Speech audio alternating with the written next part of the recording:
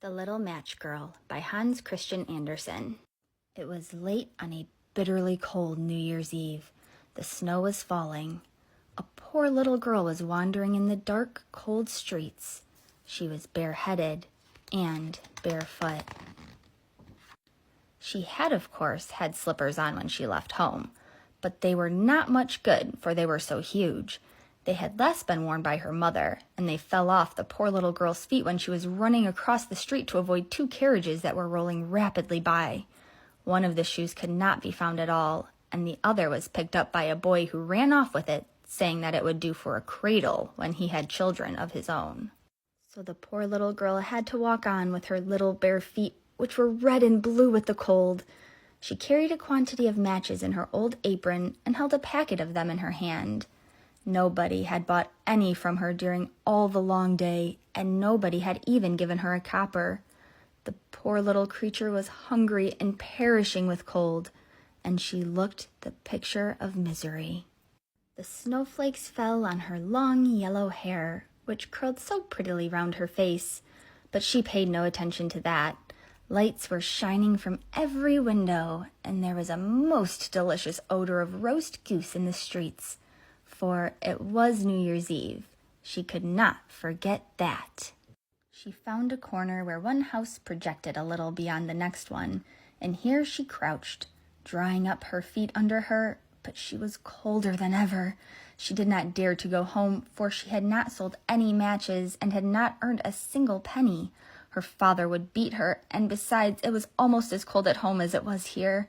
They had only the roof over them, and the wind whistled through it, although they stuffed up the biggest cracks with rags and straw. Her little hands were almost stiff with cold. Oh, one little match would do some good. If only she dared, she would pull one out of the packet and strike it on the wall to warm her fingers. She pulled out one. Rsh! How it sputtered and blazed! It burnt with a bright, clear flame, just like a little candle, when she held her hand round it. Now the light seemed very strange to her. The little girl fancied that she was sitting in front of a big stove with polished brass feet and handles. There was a splendid fire blazing in it and warming her so beautifully. But what happened? Just as she was stretching out her feet to warm them, the flame went out, the stove vanished, and she was left sitting with the end of the burnt match in her hand. She struck a new one. It burnt, it blazed up, and where the light fell upon the wall, it became transparent like gauze, and she could see right through it into the room. The table was spread with a snowy cloth and pretty china. A roast goose stuffed with apples and prunes was steaming on it. And what was even better, the goose hopped from the dish with the carving knife sticking in his back and waddled across the floor. It came right up to the poor child, and then the match went out, and there was nothing to be seen but the thick black wall. So she lit another match. This time she was sitting under a lovely Christmas tree. It was much bigger and more beautifully decorated than the one she had seen when she peeped through the glass doors at the rich merchant's house this very Christmas.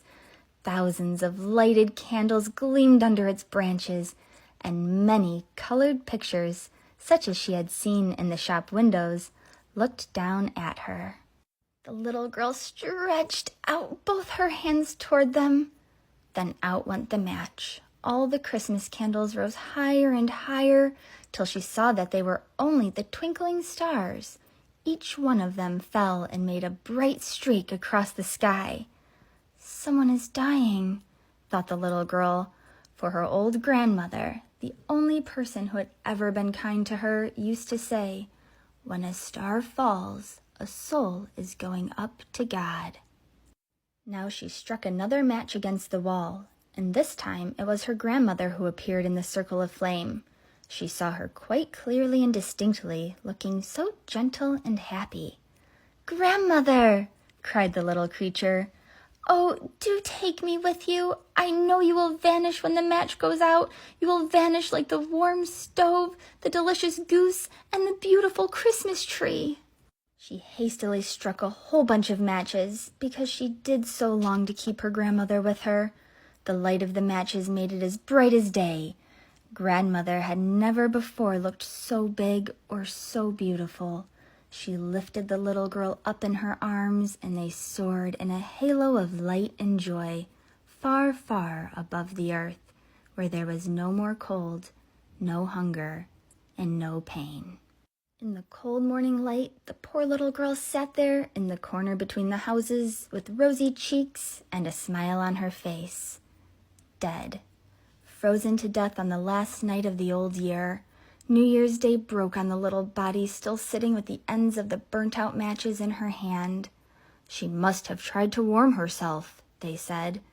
Nobody knew what beautiful visions she had seen, nor in what a halo she had entered with her grandmother upon the glories of the new year. The end.